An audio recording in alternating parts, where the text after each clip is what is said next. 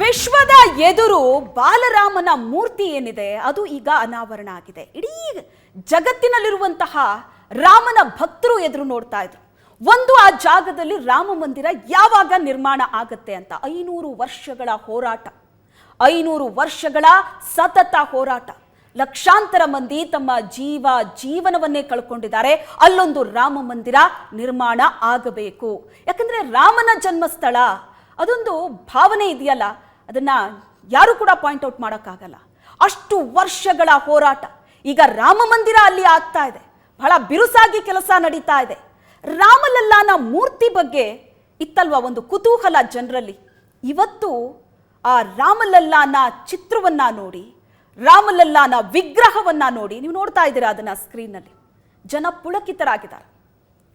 5 ವರ್ಷದ ಬಾಲಕನ ಮುಗ್ಧತೆ ಮತ್ತು ಮರ್ಯಾದಾ ಪುರುಷೋತ್ತಮ ರಾಮನಲ್ಲಿ ಇದ್ದಂತಹ ಆ ಗಾಂಭೀರ್ಯತೆ ಎರಡೂ ಕೂಡ ಆ ವಿಗ್ರಹದಲ್ಲಿ ನೀವು ಗಮನಿಸಬಹುದು. ತಟ್ಟಂತ ನೋಡಿದಾಗ ಒಂದು ವಿಗ್ರಹ ನಿಮ್ಮ ಕಣ್ಣು ಮುಂದೆ ಬರುತ್ತೆ. ಆದರೆ ಆ ವಿಗ್ರಹದಲ್ಲಿ ಹಲವು ವಿಶೇಷತೆಗಳಿದೆ.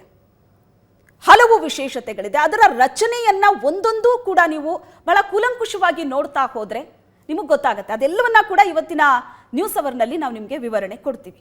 ಯಾವ ರೀತಿಯಾದಂತಹ ರಚನೆ ಆಗಿದೆ, ಒಂದೊಂದು ರಚನೆಯ ಹಿಂದಿನ ಪರಿಕಲ್ಪನೆ ಏನೇನಿದೆ ಅದೆಲ್ಲವನ್ನ ಕೂಡ ವಿವರವಾಗಿ ಹೇಳ್ತೀವಿ.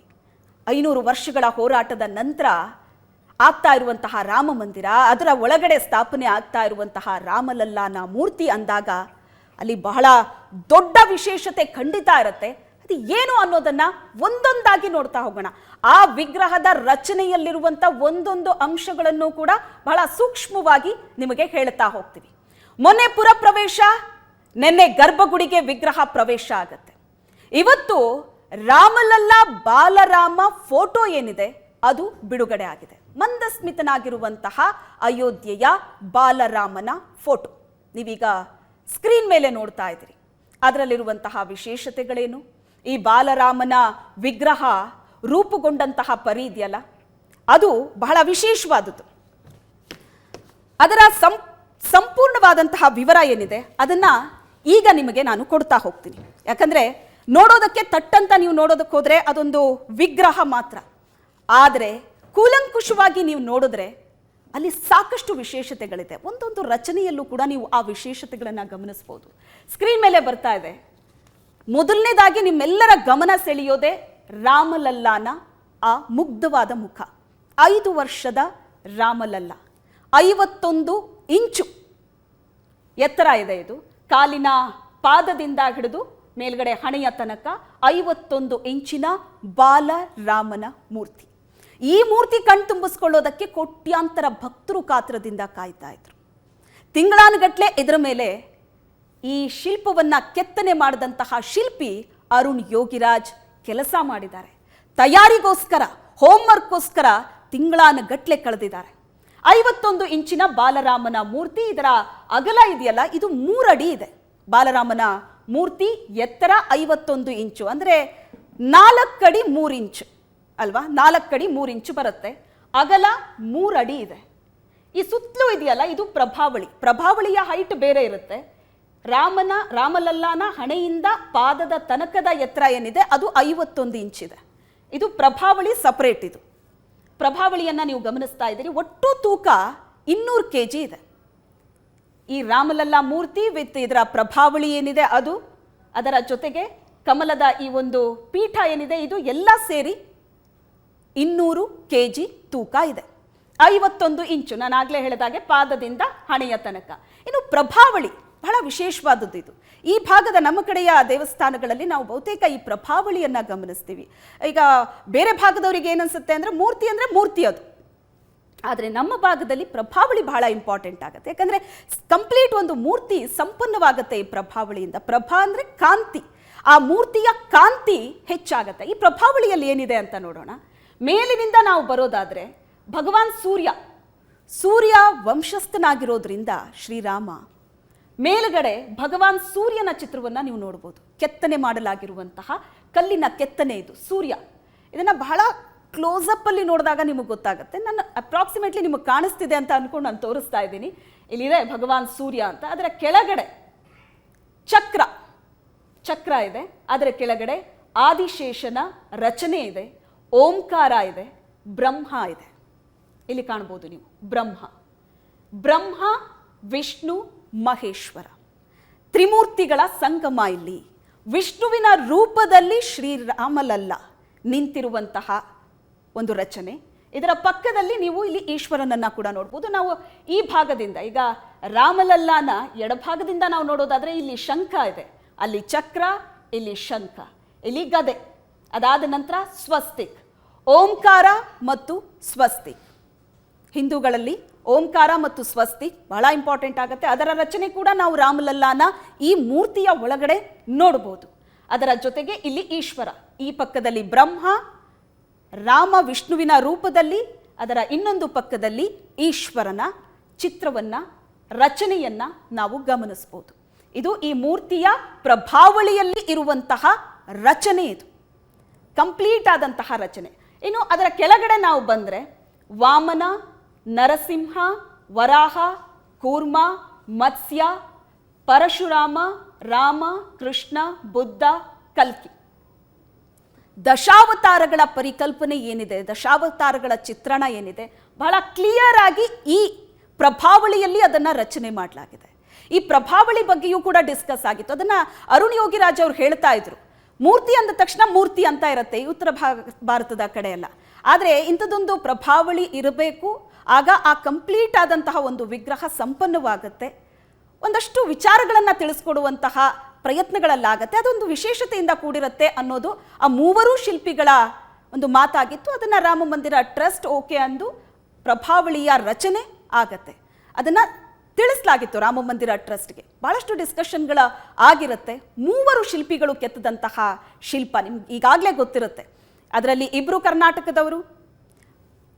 ಕರ್ನಾಟಕದವರು ಅನ್ನೋದು ನಮ್ಮ ಹೆಮ್ಮೆ ಒಂದು ಕಡೆ. ಆದರೆ ಕರ್ನಾಟಕದ, ಅದರಲ್ಲೂ ಮೈಸೂರಿನವರಾದಂತಹ ಅರುಣ್ ಯೋಗಿರಾಜ್ ಕೆತ್ತನೆ ಮಾಡಿರುವಂತಹ ಈ ಶಿಲ್ಪವೇ ನಾಳೆ ಅಲ್ಲ ನಾಡಿದ್ದು ಪ್ರತಿಷ್ಠಾಪನೆ ಆಗ್ತಾ ಇರೋದು ಬಹಳ ದೊಡ್ಡ ವಿಶೇಷ. ಇದು ಶತಶತಮಾನಗಳು ಕಳೆದರೂ ಕೂಡ ಇದು ಯಾವತ್ತೂ ಹಾಗೆ ಉಳಿಯುವಂತಹ ವಿಚಾರ ಇದು. ಇನ್ನು ಹನುಮ, ರಾಮನ ಬಂಟ ಹನುಮಂತ, ಆತನನ್ನು ಕೂಡ ಈ ಪ್ರಭಾವಳಿಯಲ್ಲಿ ನಾವು ನೋಡಬಹುದು. ಅದರ ಜೊತೆಗೆ ಗರುಡ, ವಿಷ್ಣುವಿನ ವಾಹನ ಗರುಡ, ವಿಷ್ಣುವಿನ ರೂಪದಲ್ಲಿ ನಿಂತಿರುವಂತಹ ರಾಮಲಲ್ಲ, ವಿಷ್ಣುವಿನ ವಾಹನ ಗರುಡ. ಕೆಳಗಡೆ ಇದೆಯಲ್ಲ ಇದು ಕಮಲದ ಪೀಠ. ಇದು ಕಮಲದ ಪೀಠದಲ್ಲಿ ಶ್ರೀರಾಮಲಲ್ಲ ನಿಂತಿರುವಂತಹ ಈ ರಚನೆಯನ್ನ ನೀವು ಗಮನಿಸಬಹುದು. ಇದು ಕಮಲದ ಪೀಠ. ಇದು ಹೊಯ್ಸಳ ಶೈಲಿಯ ಆಭರಣವನ್ನ ಕೆತ್ತನೆ ಮಾಡಿದ್ದಾರೆ, ಕಲ್ಲಿನ ಆಭರಣ.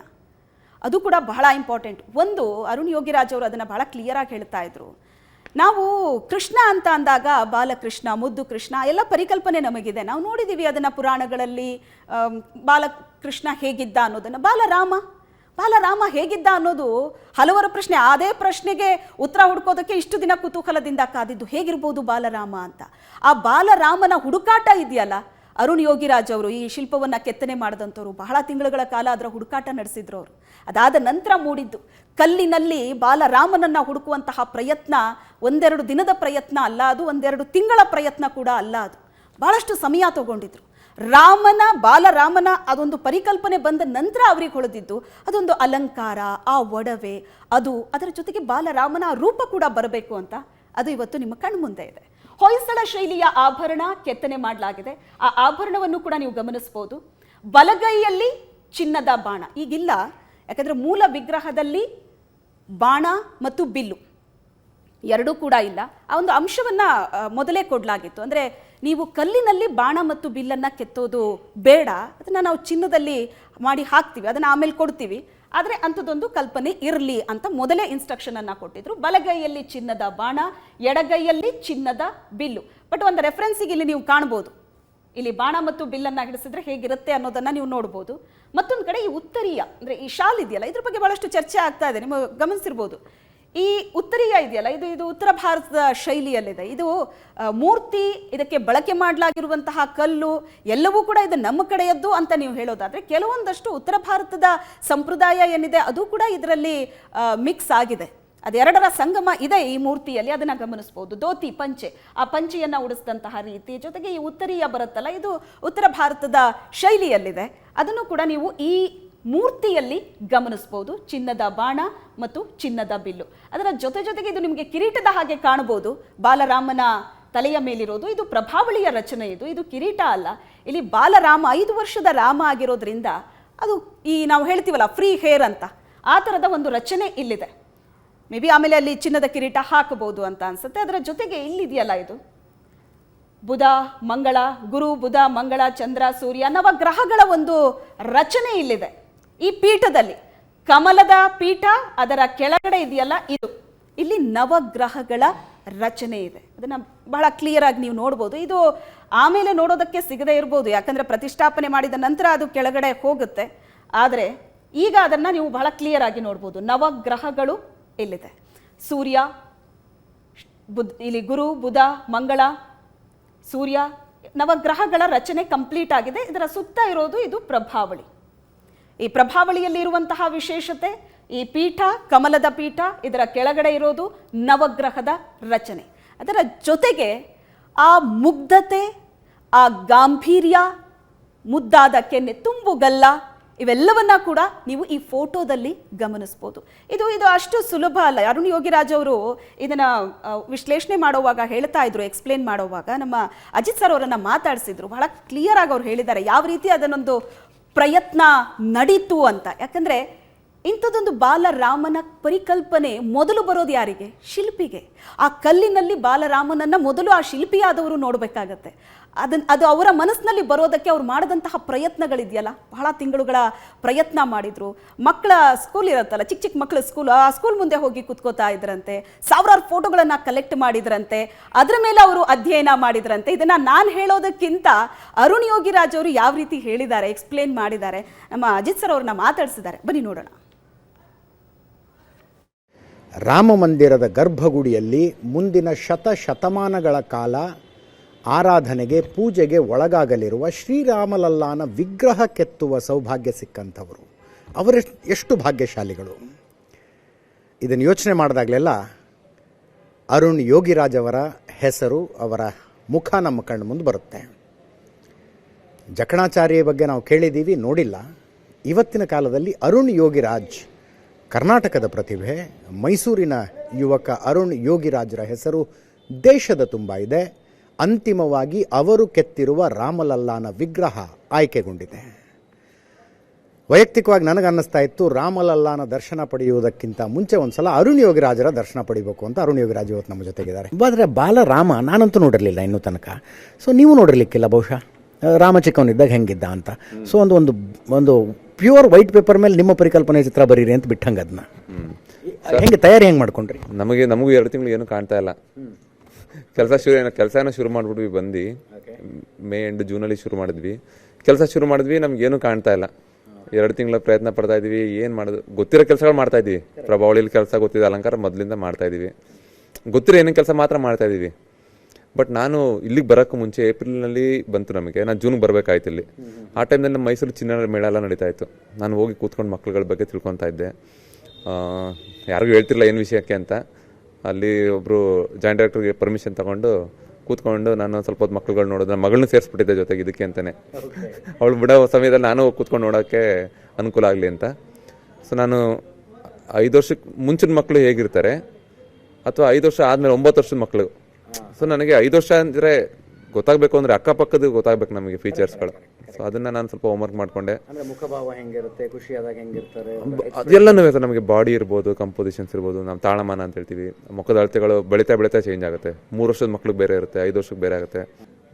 5ಕ್ಕಿಂತ ಕಮ್ಮಿ, 5ಕ್ಕಿಂತ ಜಾಸ್ತಿ, 2 ತಿಳ್ಕೊಳ್ಳೋಣ, 5ರದ್ದು ಗೊತ್ತಾಗುತ್ತೆ ಅಂತೇಳಿ ಸ್ವಲ್ಪ ನಾನು ಅಲ್ಲಿ ಚೆನ್ನಾಗಿದೆ ಚಿನ್ನರ ಮೇಳದಲ್ಲಿ. ಒಂದೊಂದು ಗ್ರೂಪ್ ಸ್ಟೇಜ್ ಏಜಿಗೆ ತಕ್ಕಂಗೆ ಗ್ರೂಪ್ ಮಾಡ್ತಾರೆ ಅಲ್ಲಿ ನಮ್ಮ ಮೈಸೂರಿನಲ್ಲಿ. ಸೊ ನಾನು ಅಲ್ಲಿ ಸ್ವಲ್ಪ ಸಮಯ ಕಳೆದೆ. ಜೊತೆಗೆ ನಾನು ಸುಮಾರು 1,500 ಸಾವಿರ ಫೋಟೋಸ್ ಸೇವ್ ಮಾಡಿ ಇಟ್ಕೊಂಡಿದ್ದೆ. ಈಗ ನಮಗೆಲ್ಲ ಸ್ವಲ್ಪ ಮಾಹಿತಿ ಸಿಗೋವಂಥದ್ದಿದೆ. ಜೊತೆಗೆ ನನಗೆ ಹಂಗೂ ಸಿಗ್ತಾ ಇರಲಿಲ್ಲ ಮುಖ. ದೀಪಾವಳಿ ಸಮಯ ಬಂತು, ನಾನು ಇಲ್ಲೇ ಇದ್ದಾಗ, ನಾನು ಮೈಸೂರಿಗೆ ಹೋಗಿರಲಿಲ್ಲ. ಆಗ ದೀಪಾವಳಿಲಿ ಎಷ್ಟೊಂದು ಜನ ಅವ್ರ ಮಕ್ಳುಗಳ ಸಮೇತ ಫೋಟೋಗಳು ಹಾಕಿದ್ರು.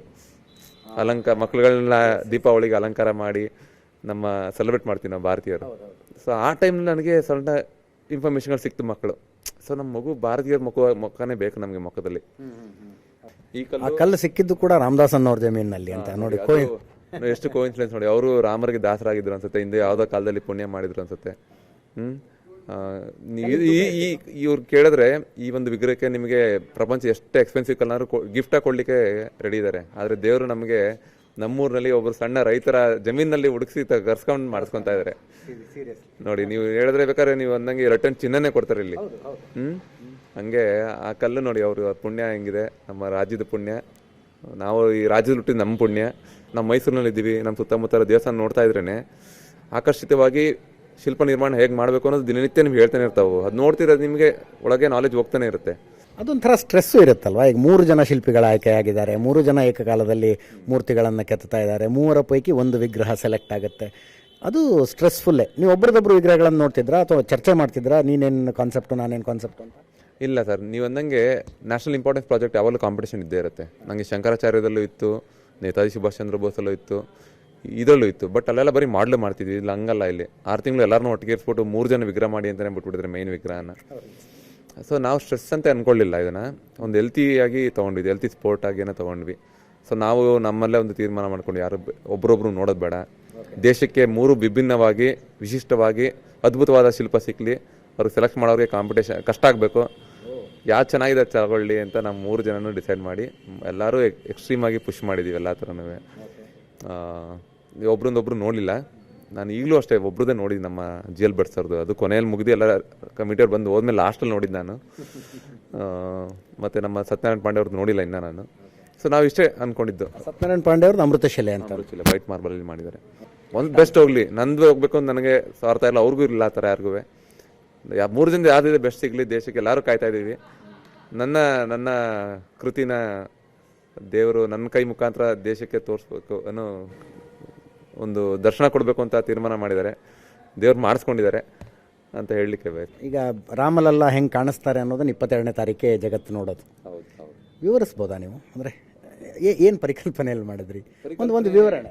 ಪರಿಕಲ್ಪನೆ ಇಷ್ಟೇ ಸರ್. ನನಗೆ ಮಗು ರೀತಿ ಅವ್ರು ಹೇಳ್ದಂಗೆ ಮಗುನ ಮೊದಲು ಹುಡುಕ್ಬೇಕಿತ್ತು ಕಲ್ಲಿನಲ್ಲಿ, ಮಗು ಜೊತೆಗೆ ರಾಮನ ಹುಡುಕ್ಬೇಕಿತ್ತು. ಸೊ ಇದೆಲ್ಲನೂ ನಾನು ತಲೆಲಿಟ್ಕೊಂಡು ಪ್ರಯತ್ನ ಮಾಡಿದ್ದೀನಿ.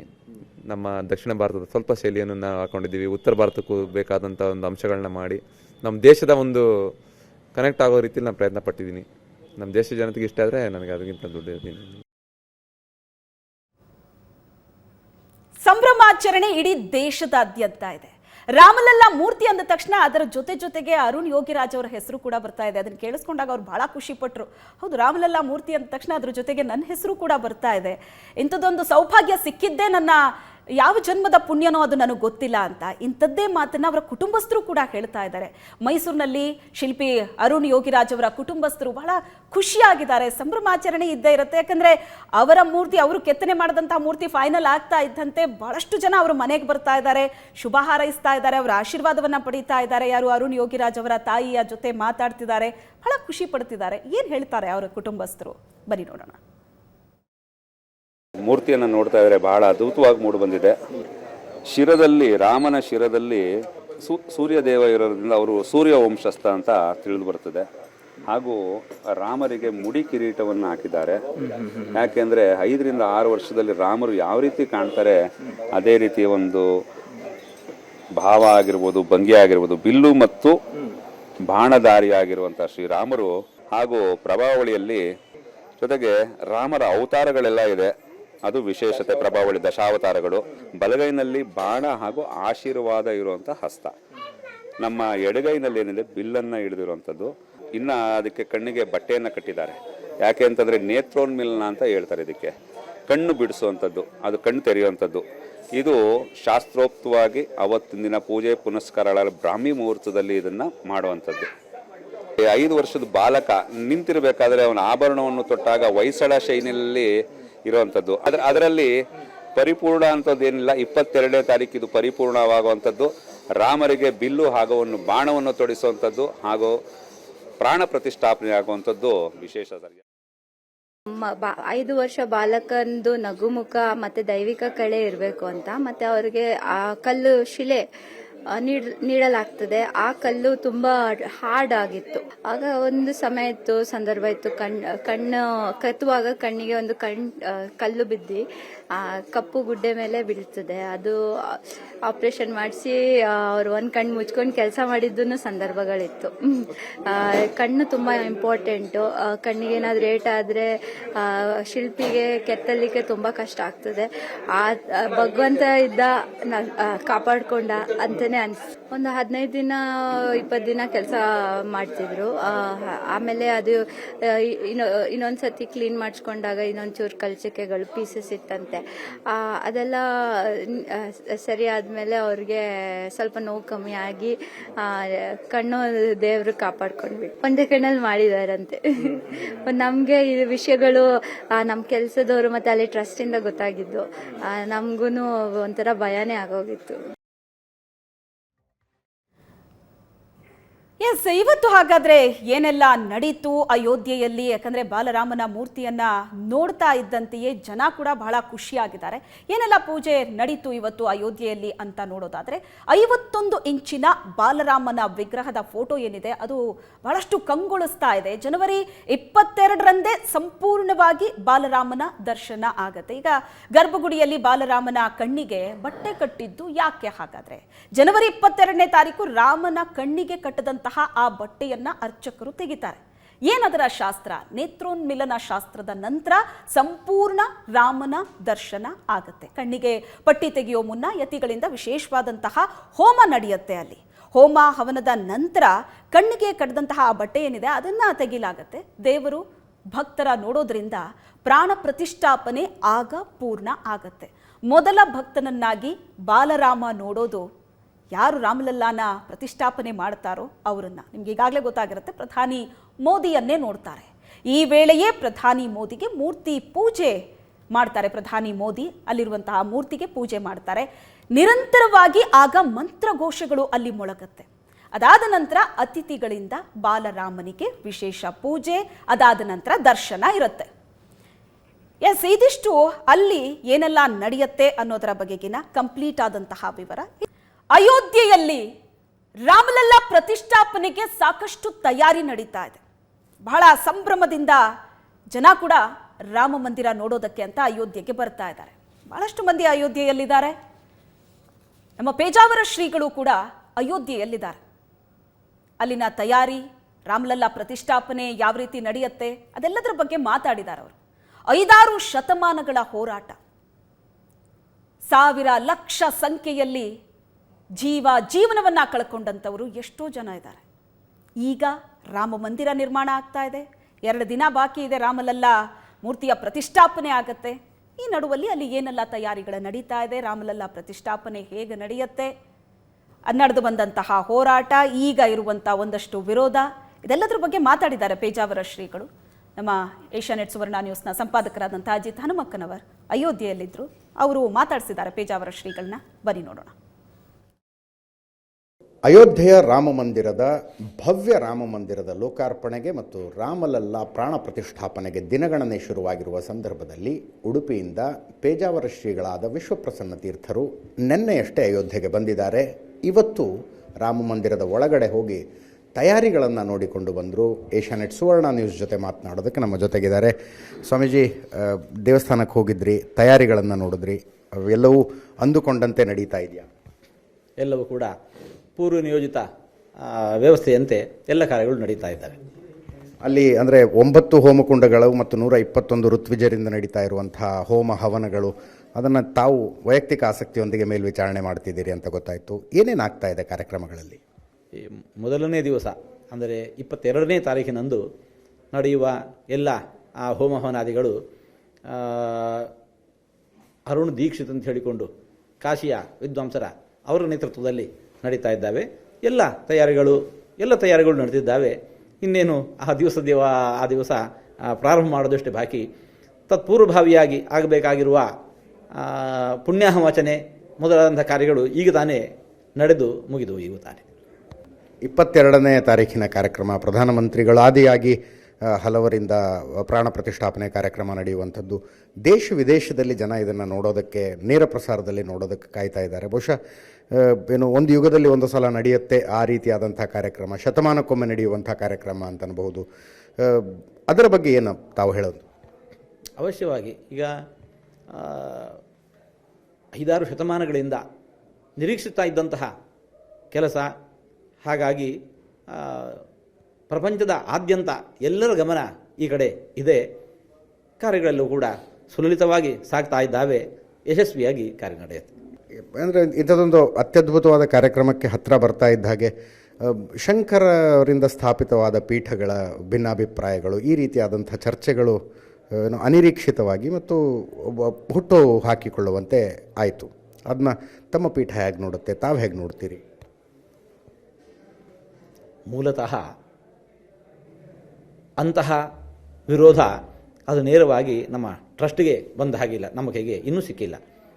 ಹಾಗಾಗಿ ಹೊರಗೆ ಮಾಧ್ಯಮಗಳ ಮೂಲಕ ಅಂತಹದ್ದು ಬಂದರೂ ಕೂಡ ನಾವು ಅದಕ್ಕೆ ವಿಶೇಷವಾದ ಗಮನ ಕೊಡುವುದಿಲ್ಲ. ಅದರ ಸತ್ಯಾಸತ್ಯತೆ ಏನು ಎಷ್ಟು ಎಂಬುದಾಗಿ ನಮಗೆ ತಿಳಿದಿಲ್ಲ. ಅದರಿಂದಾಗಿ ಅಂತಹದ್ದು ಬಂದಿರಲಿಕ್ಕಿಲ್ಲ ಅಂತ ನಮ್ಮ ಅನಿಸಿಕೆ. ಧನ್ಯವಾದ ಸ್ವಾಮೀಜಿ, ಏಷ್ಯಾನೆಟ್ ಸುವರ್ಣ ಜೊತೆ ಮಾತನಾಡಿದ್ದಕ್ಕೆ.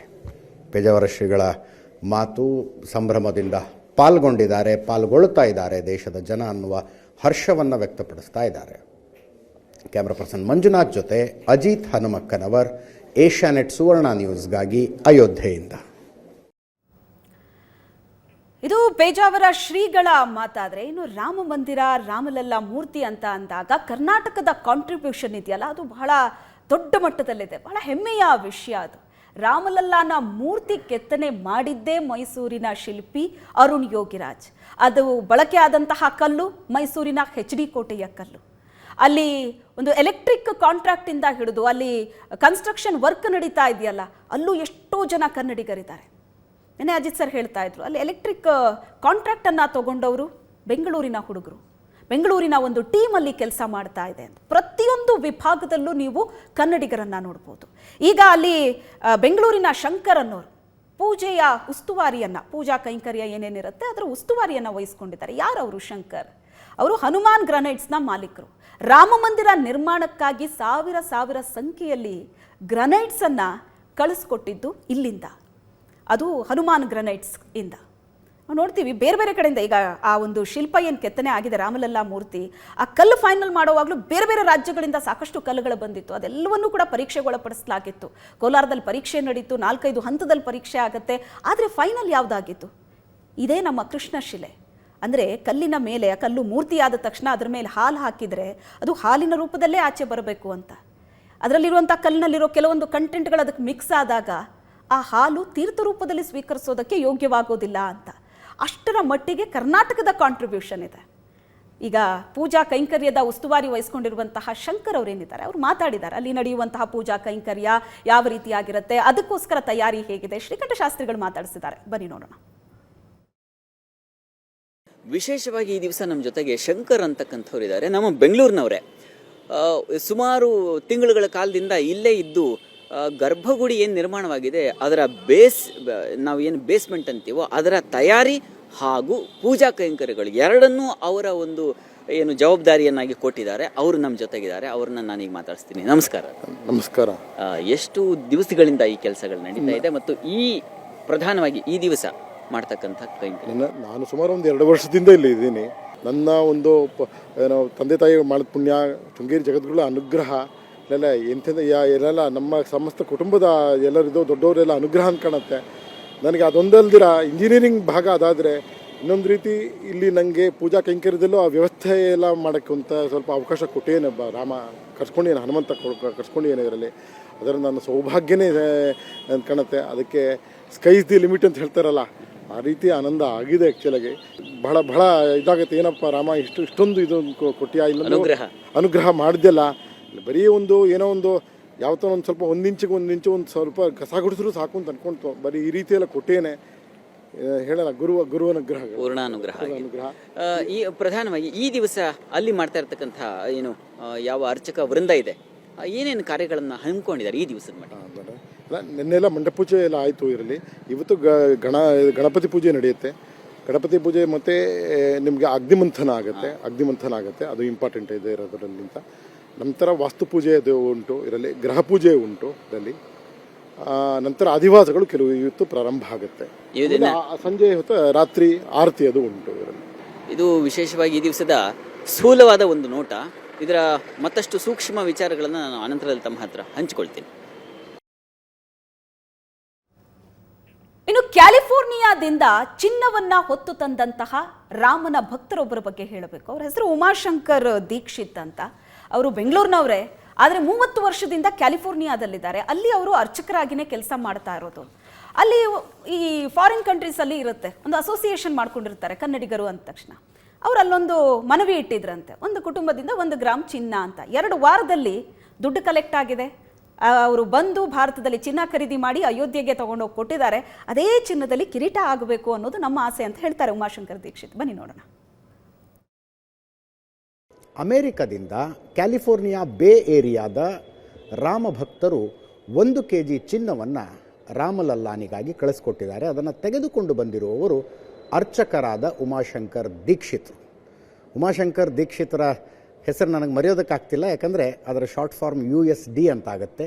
3 ದಶಕದಿಂದ ಅಮೆರಿಕದಲ್ಲಿ ಅರ್ಚಕ ವೃತ್ತಿಯಲ್ಲಿರುವಂಥ ಉಮಾಶಂಕರ್ ದೀಕ್ಷಿತರು ಕ್ಯಾಲಿಫೋರ್ನಿಯಾ ಬೇ ಏರಿಯಾದ ಹಿಂದೂಗಳು ಅವರ ಪರವಾಗಿ 1 kg ಚಿನ್ನವನ್ನು ತೆಗೆದುಕೊಂಡು ಬಂದು ಇವತ್ತು ಉತ್ತರ ಪ್ರದೇಶದ ಮುಖ್ಯಮಂತ್ರಿಗಳನ್ನು ಭೇಟಿಯಾದರು ಮತ್ತು ರಾಮ ಮಂದಿರ ಟ್ರಸ್ಟ್ನ ಸದಸ್ಯರನ್ನು ಭೇಟಿಯಾಗಿ ಅದನ್ನು ಸಮರ್ಪಿಸಿದ್ದಾರೆ. ಅವರೇ ನಮ್ಮ ಜೊತೆಗಿದ್ದಾರೆ. ಉಮಾಶಂಕರ್ ದೀಕ್ಷಿತರ, ಭಾಳ ಖುಷಿ ಆಯ್ತು ನಿಮ್ಮನ್ನು ಭೇಟಿಯಾಗಿ. ನಮಸ್ಕಾರ ಸರ್. ಕ್ಯಾಲಿಫೋರ್ನಿಯಾ ಬೇ ಏರಿಯಾದ ರಾಮ ಭಕ್ತರ ಪರವಾಗಿ ಇಲ್ಲಿಗೆ ಬಂದಿದ್ದೀರಿ, ವಿವರ ಕೊಡಿ ನನಗೊಂಚೂರು. ನಾವು ಸಿದ್ಧಿವಿನಾಯಕ ದೇವಾಲಯ, ಫ್ರೀಮಾಂಟ್ ನಗರ ಮತ್ತು ಸ್ಯಾಕ್ರಮೆಂಟೋ 2 ದೇವಾಲಯಗಳು. ಈ ರಾಮಲಲ್ಲಾ ಟ್ರಸ್ಟ್ ಓಪನ್ ಆಗಿ ನಮಗೆ ಎಲ್ಲ ಭಕ್ತಾದಿಗಳಿಂದ ಏನಾದರೂ ಕೊಡಬೇಕು ಅನ್ನಿಸ್ತು. ಆವಾಗ ನಾವು ಅನೌನ್ಸ್ ಮಾಡಿದ್ವು ಪಬ್ಲಿಕ್ಗೆ, ಒಂದು ಫ್ಯಾಮಿಲಿಯಿಂದ 1 ಗ್ರಾಮ್ ಬಂಗಾರ ಕೊಡಿ ಅಂತ. ನಮಗೆ ವಿತಿನ್ 1 ವಾರದಿಂದ 2 ವಾರದಲ್ಲಿ 1 kg ಬಂಗಾರ. ನಾವು ಕೇವಲ ಕ್ರೆಡಿಟ್ ಕಾರ್ಡ್ ತೊಗೊಂಡು, ನೋ ಕ್ಯಾಶ್ ನೋ ಚೆಕ್, ಯಾಕಂದರೆ ನಾವು ಅಲ್ಲಿ IRSಗೆ ರಿಪೋರ್ಟ್ ಮಾಡಬೇಕು. ಆ ಹಣವನ್ನು ಸ್ಟೇಟ್ ಬ್ಯಾಂಕ್ ಆಫ್ ಇಂಡಿಯಾ ಮುಖಾಂತರ ಬೆಂಗಳೂರಿಗೆ ಕಳಿಸಿ, ಅಲ್ಲಿಂದ ಅವರಲ್ಲೇ ಗೋಲ್ಡ್ ಕೊಂಡ್ಕೊಂಡು ನಾವು ಅಲ್ಲಿಂದ ಯೋಗಿ ಆದಿತ್ಯನಾಥ್ ಅವ್ರನ್ನ ಮೀಟ್ ಮಾಡಿಸಿದ್ದು ಕಮಿಷನರ್ ರವಿಕುಮಾರ್ ಅವರು. ಅವ್ರ ಹತ್ರ ಹೋಗಿ ಮಾತಾಡಿಕೊಂಡು ಅವರು ಮುಟ್ಬಿಟ್ಟು ನಮಸ್ಕಾರ ಮಾಡಿ ರಾಮಲಲ್ಲಾ ಟ್ರಸ್ಟಿಗೆ ಕಳಿಸ್ಕೊಟ್ರು. ಗೋಪಾಲ್ಜಿ ಮತ್ತು ಚಂಪತ್ ರಾಯ್ ಮೀಟ್ ಮಾಡಿ ನಾವು ಅದು ಕೊಟ್ಟು ರಸೀದಿ ತಗೊಂಡು ಎಲ್ಲ ಜನಗಳಿಗೂ ತಿಳಿಸು ನಮ್ಮ ಸೇವೆ. ನಾವು ಅವ್ರಿಗೆ ಹೇಳಿದ್ವು ಕಿರೀಟ ಮಾಡಿಸ್ಬೇಕು ಸರ್ ಅಂತ. ಅವ್ರು ಖಂಡಿತ ಮಾಡಿಸ್ತೀವಿ ದೀಕ್ಷಿತರೆ ಅಂದರೆ ಮಾಡಿಸಿರ್ತಾರೆ ಅಂತ ನಮ್ಮ ನಂಬಿಕೆ ಸರ್. ಮತ್ತು ನಮ್ಗೆ America chance doctor Sudhindra Vittal, Jagadish Vittal ಅಂತವರು ಕಲಿಸ್ಕೊಟ್ರು. ಬೆಂಗಳೂರಿಂದ ಸ್ಯಾನ್ ಫ್ರಾನ್ಸಿಸ್ಕೋ ಸುತ್ತಮುತ್ತ ಇರತಕ್ಕಂಥ ಲಿವರ್ಮೋರ್ ಅನ್ನೋ ಜಾಗದಲ್ಲಿ ದೇವಾಲಯ ನಿರ್ಮಾಣ ಮಾಡಿದರು. ಕನ್ನಡದ ಫಸ್ಟ್ ಅರ್ಚಕ ನಾನು ಅಲ್ಲಿ ಹೋಗಿದ್ದೆ. ಒಳ್ಳೆಯದಾಗಲಿ ಉಮಾಶಂಕರ್ ದೀಕ್ಷಿತರೆ, ಭಾಳ ಖುಷಿ ಆಯಿತು. ಸುವರ್ಣ ವಾಹಿನಿಗೆ ಭಗವಂತ ಇನ್ನೂ ಹೆಚ್ಚೆಚ್ಚು ಇದು ಇಂಪ್ರೂವ್ ಆಗೋ ಹಾಗೆ ಆಶೀರ್ವಾದ ಮಾಡಿ ನನಗೆ ಈ ಚಾನ್ಸ್ ಕೊಟ್ಟಂಥ ಸುವರ್ಣ ವಾಹಿನಿಗೆ ನಮಸ್ಕಾರ ಮಾಡ್ತಾ, ಸಿರಿಗನ್ನಡಂ ಗೆಲ್ಗೆ, ಸಿರಿಗನ್ನಡಂ ಬಾಳ್ಗೆ, ಜೈ ಶ್ರೀರಾಮ್, ಜೈ ಹಿಂದ್. ನಮಸ್ಕಾರ. ಇದು ಅಮೇರಿಕದಿಂದ ಅಯೋಧ್ಯೆಯ ತನಕದ ಕನೆಕ್ಷನ್ನು. ಕೋಲಾರ ಜಿಲ್ಲೆ ಮಾಲೂರು ತಾಲೂಕಿನ ಸಣ್ಣ ಹಳ್ಳಿಯೊಂದರಲ್ಲಿ ಹುಟ್ಟಿ ಬೆಳೆದಂಥ ಉಮಾಶಂಕರ ದೀಕ್ಷಿತರು ಇವತ್ತು ಅಮೇರಿಕದಲ್ಲಿ 2 ದೇವಸ್ಥಾನಗಳನ್ನು ನಡೆಸ್ತಾರೆ. ಸಾವಿರಾರು ಜನರಿಗೆ ಅಲ್ಲಿ ಅನ್ನಪ್ರಸಾದ ಆಗುತ್ತೆ ಮತ್ತು ಆ ದೇವಸ್ಥಾನದ ಸುತ್ತಲಿನ ಭಕ್ತರೆಲ್ಲ ಸೇರಿಕೊಂಡು 1 kg ಚಿನ್ನವನ್ನು ರಾಮಲಲ್ಲಾನಿಗೆ ಕಳಿಸಿದ್ದಾರೆ. ಇಡೀ ಕಥೆನೇ ಒಂದು ರೀತಿ ರೋಮಾಂಚಕವಾಗಿದೆ ಅಂತ ಹೇಳ್ತಿದ್ದೀನಿ. ಕ್ಯಾಮ್ರಾ ಪರ್ಸನ್ ಮಂಜುನಾಥ್ ಜೊತೆ ಅಜಿತ್ ಹನುಮಕ್ಕನವರ್, ಏಷ್ಯಾನೆಟ್ ಸುವರ್ಣ ನ್ಯೂಸ್ಗಾಗಿ ಅಯೋಧ್ಯೆಯಿಂದ. ಅಯೋಧ್ಯೆ ರಾಮ ಮಂದಿರ ಲೋಕಾರ್ಪಣೆಗೆ ಇನ್ನು 2 ದಿನ ಬಾಕಿ ಇದೆ. ಇವೆಲ್ಲದರ ಮಧ್ಯೆ ಕಾಂಗ್ರೆಸ್ ಏನು ಮಾಡ್ತಾ ಇದೆ ನಿಮಗೆ ಗೊತ್ತೇ ಇದೆ. ಆಹ್ವಾನ ಕೊಟ್ಟಿದ್ದಾರೆ, ಹೋಗ್ತೀರಾ ಕೇಳಿದ್ರೆ ಇಲ್ಲ ಹೋಗಲ್ಲ ಅಂತಾರೆ. ಟೀಕೆ ಮಾಡೋದನ್ನಾದರೂ ನಿಲ್ಲಿಸ್ತೀರಾ ಅಂದರೆ ಇಲ್ಲ ನಿಲ್ಲಿಸಲ್ಲ ಅಂತಿದ್ದಾರೆ. ಹಾಗಾದರೆ ಈಗೇನು ಮಾಡಿದೆ ಕಾಂಗ್ರೆಸ್? ಮಧ್ಯಪ್ರದೇಶದ ಮಾಜಿ CM ದಿಗ್ವಿಜಯ್ ಸಿಂಗ್ ಒಂದು ಹೊಸ ಖ್ಯಾತೆ ಶುರು ಮಾಡಿದ್ದಾರೆ. ಈ ಬಾಲರಾಮನ ವಿಗ್ರಹದ ಫೋಟೋ ಏನೀಗ ರಿವೀಲ್ ಆಗಿದೆ. ಇದು ಮಗುವಿನ ಹಾಗೆ ಕಾಣ್ತಿಲ್ಲ ಈ ಬಾಲರಾಮ ಅನ್ನೋದು ದಿಗ್ವಿಜಯ್ ಸಿಂಗ್ ಅವರ ಪ್ರಶ್ನೆ. ಟ್ರಸ್ಟ್ಗೆ, ಮೋದಿಗೆ ಒಂದಷ್ಟು ಪ್ರಶ್ನೆಗಳನ್ನ ಕೇಳಿದ್ದಾರೆ. ಈ ರಾಮ ಮಂದಿರದಲ್ಲಿದ್ದಂಥ ಹಳೆ ವಿಗ್ರಹ ಎಲ್ಲೋಯ್ತು, ಏನಾಯ್ತು, ಯಾಕೆ ಹೊಸ ವಿಗ್ರಹ ಮಾಡಿಸಿದ್ದೀರಾ, ಇಂಥ ಹಲವು ಪ್ರಶ್ನೆಗಳನ್ನು ಕೇಳಿದ್ದಾರೆ. ಏನು ಹೇಳಿದ್ದಾರೆ ಬನ್ನಿ ನೋಡೋಣ. ಏನು ದಿಗ್ವಿಜಯ್ ಸಿಂಗ್ ಆಡಿದಂತಹ ಈ ಮಾತಿದೆಯಲ್ಲ, ಇದು ಬಹಳ ದೊಡ್ಡ ಚರ್ಚೆಗೂ ಕೂಡ ಕಾರಣ ಆಗ್ತಾ ಇದೆ. ಈಗ ಕಾಂಗ್ರೆಸ್ಸು ಒಂದು ಕಡೆ ಆಹ್ವಾನ ಕೊಟ್ಟಿದ್ದಾರೆ, ಅಲ್ಲಿ ರಾಮಲಲ್ಲಾ ಪ್ರತಿಷ್ಠಾಪನೆ ಕಾರ್ಯಕ್ಕೆ ನಾವು ಭಾಗಿಯಾಗೋದಿಲ್ಲ ಅಂತ ಈಗಾಗಲೇ ಹೇಳ್ಬಿಟ್ಟಿದ್ದಾರೆ. ರಾಮ ಮಂದಿರದ ಬಗ್ಗೆ ಒಂದಷ್ಟು ಖ್ಯಾತೆ ತೆಗೆದಿದ್ರು. ಈಗ ರಾಮ ಮಂದಿರ ಆಯಿತು, ರಾಮಲಲ್ಲಾನ ಮೂರ್ತಿ ರಿವೀಲ್ ಆಗ್ತಾ ಇದ್ದಂತೆ, ಆ ಚಿತ್ರ ರಿವೀಲ್ ಆಗ್ತಾ ಇದ್ದಂತೆ ಈಗ ಅದರ ಮೇಲೂ ಕೂಡ ಪಾಯಿಂಟ್ ಔಟ್ ಮಾಡ್ತಾ ಇದ್ದಾರೆ. ಹಿಂದೆ ಮೂರ್ತಿ ಇಡೋದಕ್ಕೆ ವಿವಾದ, ದೊಡ್ಡ ಸಂಘರ್ಷಣೆ ಆಗೋಯ್ತು. ಮೊದಲಿನಿಂದ ಹೇಳ್ತಾ ಇದ್ದೀನಿ, ರಾಮಲಲ್ಲಾ ಹಳೆ ವಿಗ್ರಹ ಎಲ್ಲಿ? ಇದು ಅವರ ಪ್ರಶ್ನೆ. ಎರಡನೇ ಪ್ರತಿಮೆಯ ಕೆತ್ತನೆ ಮಾಡೋ ಅವಶ್ಯಕತೆ ಇತ್ತಾ? ಸರಣಿ ಪ್ರಶ್ನೆಗಳನ್ನ ಕೇಳಿದ್ದಾರೆ. ಪ್ರಭು ಶ್ರೀರಾಮನ ವಿಗ್ರಹವು ಮಗುವಿನ ರೂಪದಲ್ಲಿರಬೇಕು.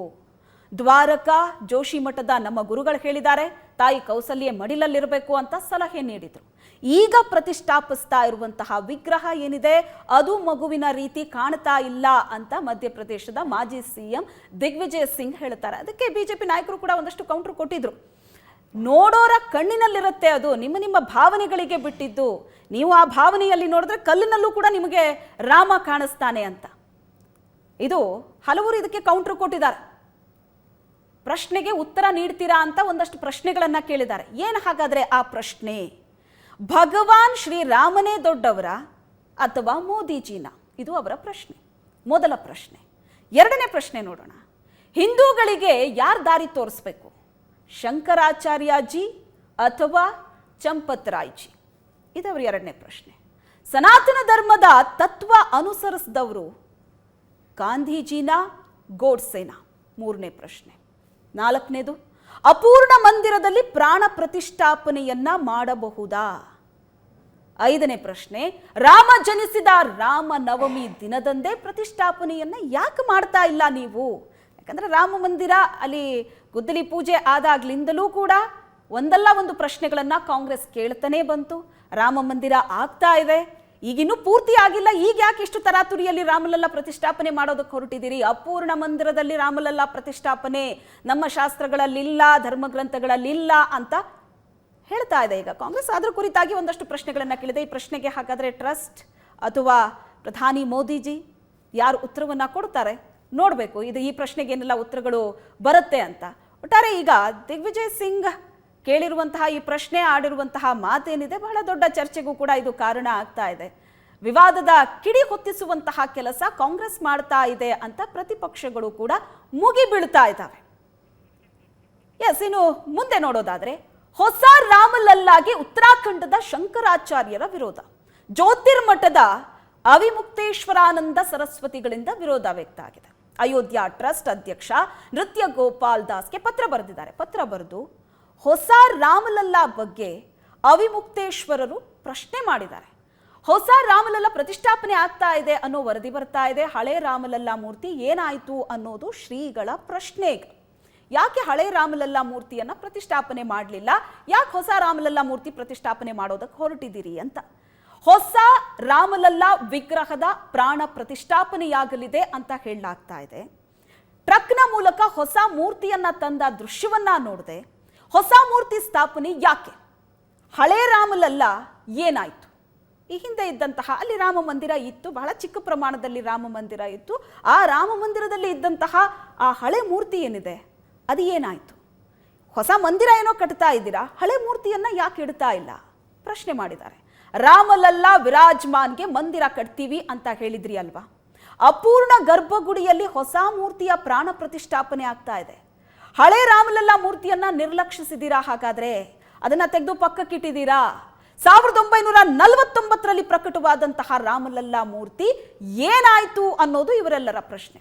ಇಷ್ಟು ವರ್ಷ ಬಿಸಿಲು, ಮಳೆ, ಚಳಿ ಲೆಕ್ಕಿಸದೆ ಟೆಂಟ್ನಲ್ಲಿ ಇದ್ದಂತಹ ರಾಮಲಲ್ಲಾ ಮೂರ್ತಿ ಈಗ ಬೃಹತ್ ಮಂದಿರ ನಿರ್ಮಾಣವಾಗ್ತಾ ಇದೆ. ಆ ಹಳೆ ರಾಮ ಮೂರ್ತಿಯನ್ನ ಇಡೋದರ ಬದಲು ಹೊಸ ರಾಮಲಲ್ಲಾ ಮೂರ್ತಿ ಪ್ರತಿಷ್ಠಾಪನೆ ಮಾಡ್ತಾ ಇದ್ದೀರಲ್ಲ, ಏನಾಯ್ತು ಆ ಹಳೆ ರಾಮಲಲ್ಲಾ ಮೂರ್ತಿ ಅಂತ ಕೇಳ್ತಾ ಇದ್ದಾರೆ. ಹೊಸ ಮೂರ್ತಿಗೆ ಪ್ರಾಣ ಪ್ರತಿಷ್ಠಾಪನೆ ಮಾಡ್ತಾ ಇರೋದು ಮೂಲ ಮೂರ್ತಿಗೆ ಅಗೌರವ ತೋರದಂತೆ ಅಂತ ಉತ್ತರಾಖಂಡದ ಅವಿಮುಕ್ತೇಶ್ವರಾನಂದ ಸರಸ್ವತಿ ಜ್ಯೋತಿರ್ಮಠದ ಸ್ವಾಮೀಜಿ ಈ ಒಂದು ಪ್ರಶ್ನೆಯನ್ನ ಕೇಳಿದ್ದಾರೆ, ಮಾತುಗಳನ್ನ ಹೇಳಿದ್ದಾರೆ. ಇನ್ನು ಮುಂದೆ ನೋಡೋದಾದ್ರೆ, ಶ್ರೀರಾಮನ ಪ್ರಾಣ ಪ್ರತಿಷ್ಠೆಯನ್ನ ಪ್ರಶ್ನಿಸಿ ಕೋರ್ಟ್ ಕಟಕಟೆ ಹತ್ತಲಾಗಿದೆ. ಶ್ರೀರಾಮನ ಪ್ರಾಣ ಪ್ರತಿಷ್ಠಾಪನೆಯನ್ನ ಪ್ರಶ್ನಿಸಿ ಕೋರ್ಟ್ಗೊಂದು ಅರ್ಜಿ. ಹಿಂದೂ ಆಚರಣೆಗಳಿಗೆ ವಿರುದ್ಧವಾಗಿ ಶ್ರೀರಾಮ ಪ್ರತಿಷ್ಠಾಪನೆ ಮಾಡಲಾಗ್ತಾ ಇದೆ ಅನ್ನೋ ಒಂದು ಅರ್ಜಿಯನ್ನ ಹಾಕಲಾಗಿದೆ. ಹಿಂದೂ ಧರ್ಮದಲ್ಲಿ ಪುಷ್ಯ ಮಾಸದಲ್ಲಿ ಧಾರ್ಮಿಕ ಕಾರ್ಯವನ್ನ ಮಾಡಲ್ಲ. ಅಪೂರ್ಣ ಮಂದಿರದಲ್ಲಿ ದೇವರ ಪ್ರಾಣ ಪ್ರತಿಷ್ಠೆ ಮಾಡಬಾರದು. 4 ಶಂಕರಾಚಾರ್ಯ ಪೀಠ ಕಾರ್ಯಕ್ರಮದಿಂದ ದೂರ ಉಳಿದಿದೆ. ಗಾಜಿಯಾಬಾದ್ನ ವ್ಯಕ್ತಿಯಿಂದ ಅಲಹಾಬಾದ್ನ ಹೈಕೋರ್ಟ್ಗೆ ಇಂಥದ್ದೊಂದು ಅರ್ಜಿ ಸಲ್ಲಿಕೆ ಆಗಿದೆ. ಇದರ ಬಗ್ಗೆಯೂ ಕೂಡ ಹಲವರು ಮಾತಾಡಿದ್ರು ಈ ಹಿಂದೆನೂ. ಇಷ್ಟು ಶಾಸ್ತ್ರೋಕ್ತವಾಗಿ, ಇಷ್ಟು ಗುರುವರ್ಯರ ಸಮ್ಮುಖದಲ್ಲಿ ಅವರ ಮಾರ್ಗದರ್ಶನದಲ್ಲಿ ಮಾಡ್ತಾ ಇರುವಂತಹ ಇಂಥದ್ದೊಂದು ಬೃಹತ್ ಪುಣ್ಯ ಕಾರ್ಯ, ಹಾಗಾದ್ರೆ ಇವೆಲ್ಲ ವಿಚಾರ ಮಾಡಿರೋದಿಲ್ವಾ? ಅವರಿಗ್ಯಾರಿಗೂ ಧರ್ಮಗ್ರಂಥಗಳ ಬಗ್ಗೆ ಅಥವಾ ಆಚರಣೆಗಳ ಬಗ್ಗೆ ಗೊತ್ತಿರೋದಿಲ್ವಾ? ಯಾಕಿಂಥ ಪ್ರಶ್ನೆಗಳನ್ನು ಇವರುಗಳು ಮಾತ್ರ ಮಾಡ್ತಿದ್ದಾರೆ ಅನ್ನೋದನ್ನು ಕೂಡ ಪ್ರಶ್ನೆ ಮಾಡಿದವರು ಇದ್ದಾರೆ. ಅಲ್ಲಿ ಒಂದು ಪ್ರಶ್ನೆ ಬಂದರೆ ಅದಕ್ಕೊಂದಷ್ಟು ಮರು ಪ್ರಶ್ನೆ, ಒಂದು ಹೇಳಿಕೆ ಬಂದರೆ ಅದಕ್ಕೊಂದಷ್ಟು ಮರು ಹೇಳಿಕೆ ಬರ್ತಾನೆ ಇದೆ. ಇಂಥ ಹಲವು ವಿಚಾರಗಳು ವಿವಾದಕ್ಕೂ ಕಾರಣ ಆಗ್ತಾ ಇದೆ. ಇನ್ನು ಮುಂದೆ ನೋಡೋದಾದರೆ ರಾಮಲಲ್ಲಾ, ಹೊಸ ರಾಮಲಲ್ಲಾ ಮೂರ್ತಿಯ ಬಗ್ಗೆ 1 ವರ್ಷದ ಹಿಂದೆಯೇ ಸ್ಪಷ್ಟನೆ. 2023ರ ಏಪ್ರಿಲ್ನಲ್ಲೇ ಹೊಸ ರಾಮಲಲ್ಲಾ ಮೂರ್ತಿ ಬಗ್ಗೆ ಟ್ರಸ್ಟ್ ನಿರ್ಧಾರವನ್ನ ತೆಗೆದುಕೊಂಡಿತ್ತು, ಸ್ಪಷ್ಟನೆ ಕೂಡ ಕೊಟ್ಟಿತ್ತು. 5 ಅಡಿ ಎತ್ತರದ ಹೊಸ ರಾಮಲಲ್ಲಾ ಮೂರ್ತಿ ಪ್ರತಿಷ್ಠಾಪನೆಗೆ ನಿರ್ಧಾರ. 1949ರಲ್ಲಿ ಪ್ರಕಟಗೊಂಡಂತಹ ರಾಮಲಲ್ಲಾ ವಿಗ್ರಹ ಏನಿದೆ ಅದನ್ನ ಉತ್ಸವ ಮೂರ್ತಿಯಾಗಿ ನಾವು ಬಳಕೆ ಮಾಡ್ತೀವಿ, ಉತ್ಸವ ಮೂರ್ತಿಯಾಗಿ ನಾವು ಅದನ್ನ ಇಡ್ತೀವಿ. 43 ವರ್ಷಗಳ ಕಾಲ ವಿವಾದಿತ ಕಟ್ಟಡದಲ್ಲಿದ್ದಂತಹ ರಾಮಲಲ್ಲಾ ಮೂರ್ತಿ, ಈಗೇನು ಪ್ರಶ್ನೆ ಕೇಳ್ತಾ ಇದ್ದಾರೆ, ಏನಾಯ್ತು ಆ ಹಳೆ ಮೂರ್ತಿ, ಅದನ್ನ ತೆಗೆದು ಪಕ್ಕಕ್ಕಿಟ್ಟಿದ್ದೀರಾ, ಆ ಮೂರ್ತಿಯನ್ನ ಯಾಕೆ ಹೊಸ ರಾಮ ಮಂದಿರದಲ್ಲಿ ಪ್ರತಿಷ್ಠಾಪನೆ ಮಾಡ್ತಾ ಇಲ್ಲ ಅಂತ ಏನು ಪ್ರಶ್ನೆ ಕೇಳಿದ್ದಾರೆ. ಇದರ ಬಗ್ಗೆ ರಾಮ ಮಂದಿರ ಟ್ರಸ್ಟ್ ವರ್ಷಗಳ ಹಿಂದೆಯೇ ಸ್ಪಷ್ಟನೆಯನ್ನ ಕೊಟ್ಟಿತ್ತು. ಬಾಬ್ರಿ ಮಸೀದಿ ಧ್ವಂಸ ಆದ ನಂತರ ಆ ರಾಮಲಲ್ಲಾ ಮೂರ್ತಿ ಏನಿತ್ತು ಅಲ್ಲಿ ಅದು ಟೆಂಟ್ನಲ್ಲಿತ್ತು. 18 ವರ್ಷಗಳ ಕಾಲ ಟೆಂಟ್ನಲ್ಲಿಯೇ ರಾಮಲಲ್ಲಾ ಮೂರ್ತಿ ಇತ್ತು. ರಾಮಲಲ್ಲಾ ಮೂರ್ತಿ ತುಂಬಾ ಸಣ್ಣದು ಅನ್ನೋ ಕಾರಣಕ್ಕೆ ಈಗ ಹೊಸ ಮೂರ್ತಿಯನ್ನ ನಾವು ರೆಡಿ ಮಾಡ್ತಾ ಇದ್ದೀವಿ. 1949ರಲ್ಲಿ ಪ್ರಕಟವಾದಂತಹ ಮೂರ್ತಿ ಏನಿದೆ ಅದನ್ನ ಉತ್ಸವ ಮೂರ್ತಿಯಾಗಿ ಅದು ದೇವಸ್ಥಾನದಲ್ಲೇ ಇರುತ್ತೆ, ಗರ್ಭಗುಡಿಯಲ್ಲಿ. ರಾಮಲಲ್ಲಾ ಹೊಸ ಮೂರ್ತಿಯ ಜೊತೆಗೆ ಹಳೆ ಮೂರ್ತಿ ಕೂಡ ಇರುತ್ತೆ ಅಂತ ರಾಮ ಮಂದಿರದ ಟ್ರಸ್ಟ್ ಈಗಾಗಲೇ ಸ್ಪಷ್ಟನೆ ಕೊಟ್ಟಿತ್ತು. ಆದರೂ ಸಹ ಇನ್ನು 2 ದಿನ ಬಾಕಿ ಇದೆ ಹೊಸ ರಾಮಲಲ್ಲಾ ಮೂರ್ತಿ ಪ್ರತಿಷ್ಠಾಪನೆಗೆ. ಈಗ ಒಂದಷ್ಟು ಪ್ರಶ್ನೆಗಳ ಮೇಲೆ ಪ್ರಶ್ನೆಗಳು ಬರ್ತಾ ಇದೆ, ಕೆಲವೊಂದಷ್ಟು ಪ್ರಶ್ನೆಗಳು ವಿವಾದಕ್ಕೂ ಕೂಡ ಕಾರಣವಾಗ್ತಾ ಇದೆ. ಇದು ಈಗ ಸದ್ಯಕ್ಕೆ ಆಗ್ತಾ ಇರುವಂತಹ ಬೆಳವಣಿಗೆ. ಈ ಅರ್ಜಿ ಕೂಡ ಒಂದು ಸಲ್ಲಿಕೆ ಆಗ್ಬಿಟ್ಟಿದೆ. ಯಾಕಂದ್ರೆ ಈ ಸಂದರ್ಭದಲ್ಲಿ ಪ್ರತಿಷ್ಠಾಪನೆ ಆಗೋದಿಲ್ಲ, ಮೂರ್ತಿಗಳ ಪ್ರತಿಷ್ಠಾಪನೆ ಅಪೂರ್ಣ ಮಂದಿರದಲ್ಲಿ ಕಟ್ಟೋ ಹಾಗಿಲ್ಲ, ಇಂಥ ಹಲವು ವಿಚಾರಗಳು ಡಿಸ್ಕಸ್ ಆಗ್ತಾ ಇದೆ. ಈಗ ಮುಂದಿನ ಸ್ಟೋರಿಯನ್ನ ನೋಡೋದಾದ್ರೆ, ಟೂರಿಂಗ್ ಟಾಕೀಸ್ಗೆ ಅಯೋಧ್ಯೆ ರಾಮ ಮಂದಿರವನ್ನ ಹೋಲಿಕೆ ಮಾಡಲಾಗಿದೆ. ಯಾರು ಹಾಗಾದ್ರೆ ಹೋಲಿಕೆ ಮಾಡಿದ್ದು ಗೊತ್ತೇ ಇದೆ ನಿಮಗೆ, ಸಚಿವ ಕೆ.ಎನ್. ರಾಜಣ್ಣ ಅಂಥದ್ದೊಂದು ಸ್ಟೇಟ್ಮೆಂಟ್ ಕೊಡ್ತಾರೆ. ಅಯ್ಯೋ ರಾಮಲಲ್ಲಾ ಮೂರ್ತಿ ನೋಡ್ತಾ ಇದ್ರೆ ಟೂರಿಂಗ್ ಟಾಕೀಸ್ ಅಲ್ಲಿ ಇಟ್ಟಂತ 2 ಗೊಂಬೆ ತರ ಕಾಣಿಸ್ತಾ ಇದೆ. ನಾನು ಹೋದಾಗ ಟೂರಿಂಗ್ ಟಾಕೀಸ್ ರೀತಿನೇ ಇತ್ತು, ಅದು ದೇವರನ್ನೇ ಟೂರಿಂಗ್ ಟಾಕೀಸ್ ಅಂದಿಲ್ಲ ಅಂತ ಈಗ ಕೆ.ಎನ್. ರಾಜಣ್ಣ ಅದಕ್ಕೊಂದಷ್ಟು ಸ್ಪಷ್ಟನೆ ಕೊಟ್ಟಿದ್ದಾರೆ. ನನ್ನ ಹೇಳಿಕೆಯಿಂದ ಹಿಂದೆ ಸರಿಯೋ ಮಾತಿಲ್ಲ ಅಂತಲೂ ಹೇಳಿದ್ದಾರೆ. ಜೊತೆಗೆ ಆ ಒಂದು ವಿಚಾರ ಬಹಳ ದೊಡ್ಡದಾಗಿ ಸದ್ದು ಮಾಡ್ತಾ ಇರೋವಾಗ ಒಂದಷ್ಟು ಸ್ಪಷ್ಟನೆ ಕೊಟ್ಟಿದ್ದಾರೆ. ಅವರು ಏನು ಹೇಳಿದ್ದಾರೆ ಹಾಗಾದ್ರೆ ಕೆ.ಎನ್. ರಾಜಣ್ಣ, ಬನ್ನಿ ನೋಡೋಣ. ಈಗೆಲ್ಲ ಶ್ರೀರಾಮನ ದೇವಸ್ಥಾನ ಕಟ್ಟಿಸ್ತಾರಲ್ಲ, ಅಲ್ಲಿ ಶ್ರೀರಾಮನ ದೇವಸ್ಥಾನ ಇನ್ನೊಂದು 5-6 ತಿಂಗಳು ಕಳೆಯಲ್ಲಿ ಏನೇನು ಬರ್ತವೆ ಏನೇನು ಅಂತ ಹೇಳಿದೆ. ಯಾವತ್ತೂ ಕೂಡ ಶ್ರೀರಾಮ ಎಲ್ಲ ಜನರನ್ನು ಕೂಡ ಆಶೀರ್ವದಿಸ್ತಕ್ಕಂಥವ್ರು, ಅದಕ್ಕೋಸ್ಕರ ರಾಮರಾಜ್ಯದ ಕಲ್ಪನೆ ಬಂದಂಥದ್ದು. ಈಗ ಅದು ಬಿಜೆಪಿ ಶ್ರೀರಾಮನೋ ಮೋದಿ ಶ್ರೀರಾಮನೋ ನೋಡೋಣ ಅದೇನಾಗ್ತದೆ. ನಮ್ಮೂರಲ್ಲಿ ಸುಮಾರು 100 ವರ್ಷಗಳ ಇತಿಹಾಸ ಇರೋ ಶ್ರೀರಾಮನ ದೇವಸ್ಥಾನಗಳಿದ್ದಾವೆ, ಹೆಚ್ಚು ಪಾವಿತ್ರತೆ ಇರ್ತಕ್ಕಂಥ ದೇವಸ್ಥಾನಗಳಿದ್ದಾವೆ. ಈಗ ಅವ್ರು ಬಿಟ್ಬಿಟ್ಟು ಇವರು ಎಲೆಕ್ಷನ್ಗೋಸ್ಕರ ಒಂದು ದೇವಸ್ಥಾನ ಕಟ್ಬಿಟ್ಟು ಇದು ಮಾಡ್ತಾರೆ, ಅದು ಇದು ಅಂತ ಹೇಳಿ ನಿಜವಾದಂತಹ ಇದು ಜನರಿಗೆ ಮಾಡ್ತಕ್ಕಂಥ ಮೋಸದ ಕೆಲಸ ಅಂತ ತಿಳ್ಕೊ. ಅವ್ರು ರಾಮನ ಭಕ್ತರೆ. ನಾನು ಹೋಗಿದ್ದೆ ಬಾಬ್ರಿ ಮಸೀದಿ ಬೀಳಿಸಿದಾಗ, ಇವ್ರು ಶ್ರೀರಾಮನ್ ಇದ್ದಾಗ ನಾನು ಹೋಗಿದ್ದೆ ಅಯೋಧ್ಯೆಗೆ. ಒಂದು ಟೆಂಟಲ್ಲಿ 2 ಗೊಂಬೆ ತಗೊಂಡೋಗಿ ಇಟ್ಬಿಟ್ಟು ಶ್ರೀರಾಮನ ಇವನೇ ಅಂತ ಹೇಳಿ ಹೇಳೋರು. ನಾವು ನಮ್ಮೂರಲ್ಲಿರೋ ರಾಮೇಶ್ವರ ಕೋಡಿಗೆ ಹೋಗಿ ದೇವಸ್ಥಾನದಲ್ಲಿ ಒಳಗಡೆ ಹೋದರೆ ನಮ್ಗೆ ಆ ದೇವಸ್ಥಾನದಲ್ಲಿ ಕಾಲಿ ಕೂಡಲೇ ನಮ್ಗೆ ಒಂಥರ ವೈಬ್ರೇಷನ್ನು, ಒಂದು ರೀತಿ ಅಲ್ಲಿ ದೇವರ ಬಗ್ಗೆ ಭಕ್ತಿ ವಿಶ್ವಾಸ ಬರ್ತದೆ. ಅಲ್ಲವತ್ತು ನಾನು ಹೋಗಿದ್ನಲ್ಲ, ಏನು ಅನ್ನಿಸ್ಲೇ ಇಲ್ಲ ನನಗೆ. ಯಾವುದೋ ಟೂರಿಂಗ್ ಪ್ಯಾಕೇಜಲ್ಲಿ ಏನೋ ತಂದಿಟ್ಟು ಇದು ಇಟ್ಬಿಟ್ಟಾರೆ ಗೊಬ್ಬರ ಅವತ್ತು. ನಮ್ಮ ನಂಬಿಕೆ ಅದರಲ್ಲೇ ಎಲ್ಲರೂ ಬೇಕಾದ್ರೆ ಏನಪ್ಪ ಇವರು ಸಗಣಿ ಪೂಜೆ ಮಾಡ್ತಾರೆ ಅಂತ ಅಂದ್ಬಿಟ್ರೆ ನಮ್ಮ ನಂಬಿಕೆ ಏನಿದೆಯೋ ಆ ಥರ. ಅವತ್ತು ಬಾಬ್ರಿ ಮಸೀದ್ ಡಿಮಾಲಿಷನ್ ಆದಮೇಲೆ ನಾನು ಅಯೋಧ್ಯೆಗೆ ಭೇಟಿ ಕೊಟ್ಟಾಗ ನಾನು ವೈಯಕ್ತಿಕವಾಗಿ ಅಲ್ಲಿ ನೋಡಿದಂಥ ಚಿತ್ರಣ ಅಷ್ಟೇ. ಅದು ಟೂರಿಂಗ್ ಟಾಕೀಸಲ್ಲಿ ಟೆಂಟ್ ಹೆಂಗೆ ಹಾಕಿರ್ತಾರೆ ಹಂಗೆ ಹಾಕಿದ್ದಾರೆ, ಅದನ್ನು ಟೂರಿಂಗ್ ಟಾಕೀಸು ಅಂತ ಹೇಳೋದನ್ನ. ರಾವಣ ಅಂತ ನಾನು ಅನ್ನಿಸ್ಕೊಳ್ಳೋಕ್ಕೆ ನಾನು ಸಿದ್ಧ ಇದ್ದೀನಿ. ಅವನಂತ ದೈವ ಭಕ್ತ ಯಾರು ಇರಲಿಲ್ಲ. ಇವರೆಲ್ಲ ಢೋಂಗಿ ದೈವ ಭಕ್ತರು ಇವರೆಲ್ಲ ಗೊತ್ತಾ? ಯಾರು? ನಾವು ಇಬ್ಬರು ಪರ. ಸದಾ ಕಾಲ ನಾನು ಯಾವೆಲ್ಲ ಹೇಳಿಕೆ ಹೇಳಿದ್ದೀನಿ, ಹೇಳಿಕೆಗೆ ನಾನು ಬದ್ಧನಾಗೇ ಇದ್ದೀನಿ. ಯಾವ ಹೇಳಿಕೆಯಿಂದನೂ ಹಿಂದೆ ಹೋಗುವಂತ ಪರಿಸ್ಥಿತಿ ಇಲ್ಲ. ರಾಜಕೀಯ ಪಕ್ಷ ರಾಜಕಾರಣಿಗಳ ಹೇಳಿಕೆ ಒಂದು ಕಡೆ ಆದರೆ ಮತ್ತೊಂದು ಕಡೆ ಕೋಟ್ಯಾಂತರ ರಾಮ ಭಕ್ತರ ಭಾವನೆ ಮತ್ತೊಂದು ಕಡೆ. ಇನ್ನು 2 ದಿನ ಬಾಕಿ ಇದೆ. ರಾಮಲಲ್ಲಾ ಮೂರ್ತಿಯ ಪ್ರತಿಷ್ಠಾಪನೆ ಜನವರಿ 22 ಇದೇ ಸೋಮವಾರ ನೆರವೇರುತ್ತೆ. ಅದಕ್ಕೋಸ್ಕರ ಏನೆಲ್ಲ ತಯಾರಿ ಆಗ್ತಾ ಇದೆ, ರಾಮಲಲ್ಲಾ ಮೂರ್ತಿ ಹೇಗಿದೆ ಅನ್ನೋದರ ಬಗ್ಗೆ ಇವತ್ತಿನ ನ್ಯೂಸ್ ಅವರಲ್ಲಿ ಸಾಕಷ್ಟು ಇನ್ಫಾರ್ಮೇಶನ್ ಅನ್ನ ಕೊಟ್ವಿ. ಇದರೊಂದಿಗೆ ಇವತ್ತಿನ ನ್ಯೂಸ್ ಅವರ್ ಮುಗಿಸ್ತಾ ಇದ್ದೀವಿ. ನೇರ ದಿಟ್ಟ ನಿರಂತರ ಸುದ್ದಿಗಾಗಿ ನೋಡ್ತಾ ಇರಿ ಏಷ್ಯಾನೆಟ್ ಸುವರ್ಣ ನ್ಯೂಸ್.